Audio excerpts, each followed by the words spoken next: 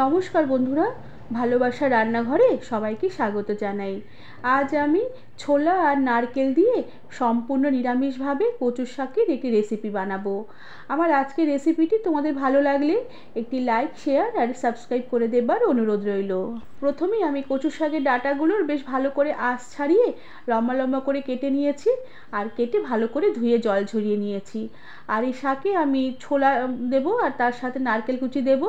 এর জন্য খানিকটা ছোলা জলে ভিজিয়ে জল ঝরিয়ে নিয়েছি আর তার সাথে খানিকটা নারকেল কুচি কেটে নিয়েছি। এরপর আমি কচু শাকগুলোকে সেদ্ধ করে নেব। এর জন্য একটি প্রেসার কুকারে জল ঝরিয়ে কেটে রাখা কচু শাকগুলোকে দিয়ে দিলাম আর তার সাথে আমি ভেজানো ছোলাগুলোকেও দিয়ে দিলাম। সাথে সামান্য একটু নুনের ছিটে দিলাম আর তার সাথে সামান্য একটু জল দিয়ে দিলাম। এরপরে প্রেসার কুকারে ঢাকনা লাগিয়ে দিলাম আর কুকারের থেকে একটু হুইসেল আসা অবধি আমি অপেক্ষা করব। আর একটা হুইসেল আসলে আমি প্রেসার কুকার একদম ঠান্ডা করে নেব আর এরপরে ঢাকনা খুলে কচু শাকগুলোকে বের করে বেশ ভালো করে আমি জল নিংড়ে নেব। এরপর কড়াতে পরিমাণ মতন সাদা তেল দিয়ে দিলাম আর তেল বেশ হালকা গরম হয়ে আসলে একটি তেজপাতা, শুকনো লঙ্কা ছিঁড়ে ফোড়ন দিলাম, সাথে খানিকটা গোটা জিরে ফোড়ন দিলাম। এরপর ফোড়নগুলোকে কিছুক্ষণ নেড়ে চেড়ে একটু ভেজে নেব। ফোড়নগুলোর ভাজা হয়ে আসলে আমি খানিকটা নারকেল কুচি দিয়ে দিলাম। এবার নারকেল কুচিগুলোকেও কিছুক্ষণ নেড়ে চেড়ে হালকা করে একটু নেড়ে চেড়ে ভেজে নেব। নারকেল কুচি হালকা ভাজা হয়ে আসলে আমি সামান্য একটু ধনের গুঁড়ো দিয়ে দিলাম আর সাথে সামান্য একটু জিরের গুঁড়ো দিয়ে দিলাম আর তার সাথে ঝালের জন্য কয়েকটা চেরা কাঁচা লঙ্কা দিয়ে দিলাম আর তার সাথে সামান্য একটু টমেটো দিয়ে দিলাম। টমেটো কুচি একটু দিতেই হবে, যদি কচুতে গলা ধরার সম্ভাবনা থাকে তাহলে সেটা একদমই থাকবে না।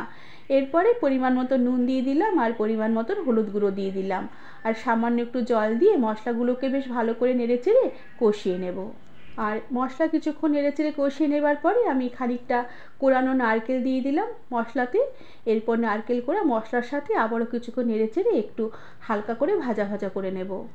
আর এভাবে মশলার সাথে নারকেল কোড়াও কিছুক্ষণ নেড়েচেড়ে ভাজা ভাজা করে নেবার পরে আমি এরপর সেদ্ধ করে একদম জল নিংড়ে রাখা ছোলার সমেত কচুর শাক এই মশলাতে দিয়ে দিলাম। এবার মশলার সাথে কচুর শাক বেশ ভালো করে নেড়েচেড়ে আমি মিশিয়ে নেব। আর এভাবে মশলার সাথে কচুর শাক কিছুক্ষণ হালকাভাবে নেড়েচেড়ে একটু কষিয়ে নিলাম। এরপরে আমি গ্যাসের আঁচ একদম কমিয়ে দেব আর ঢাকা দিয়ে রেখে কম আঁচে আমি কচুর শাক রান্না হতে দেব। কেননা শাকে বেশ এখন অনেকটা পরিমাণে জল আছে। কম আঁচে ঢাকা দিয়ে রেখে আর বারবার ঢাকনা খুলে নেড়েচেড়ে এই শাকের জলটাকে একটু শুকিয়ে নিতে হবে। কেননা শাক যদি একটু ভেজা ভেজা থাকে তাহলে গলা ধরার চান্স থাকবে। আর এভাবে কম আঁচে বারবার ঢাকনা খুলে ঢাকনা লাগিয়ে নেড়ে চেড়ে নিয়ে কচু শাক রান্না করে নিতে হবে। আর এরকমভাবে কিছুক্ষণভাবে রান্না করে নেবার পরে আমি স্বাদের ব্যালেন্সের জন্য সামান্য একটু চিনির ছিটে ছড়িয়ে দেব। কেননা কচু শাক জলীয় শাক, চিনি না দিলে শাকের স্বাদটা বেশ ভালো আসবে না। আর সামান্য একটু চিনির ছিটে ছড়িয়ে দেওয়ার পরে আমি আবারও কিছুক্ষণ নেড়ে চেড়ে নেব যাতে চিনিটা শাকের মধ্যে বেশ ভালোভাবে মিশে যায়। আর এরপরে আমি গ্যাসের আঁচ বন্ধ করে দেব আর নিরামিষভাবে ছোলা আর নারকেল দিয়ে কচু শাকের রেসিপিটি সার্ভ করে দেব। বন্ধুরা, আমার আজকের রেসিপিটি তোমাদের কেমন লাগলো আমাকে তোমরা কমেন্ট করে জানাবে। আর ভালো লাগলে একটি সাবস্ক্রাইব করে দেবার অনুরোধ রইল। তার সাথে বেল আইকনটি প্রেস করবে যাতে আমার সব নতুন ভিডিও নোটিফিকেশান তোমাদের কাছে পৌঁছে যায়। আজ তাহলে আসি, পরে আবার একটি নতুন রেসিপি নিয়ে দেখা হবে। ধন্যবাদ বন্ধুরা।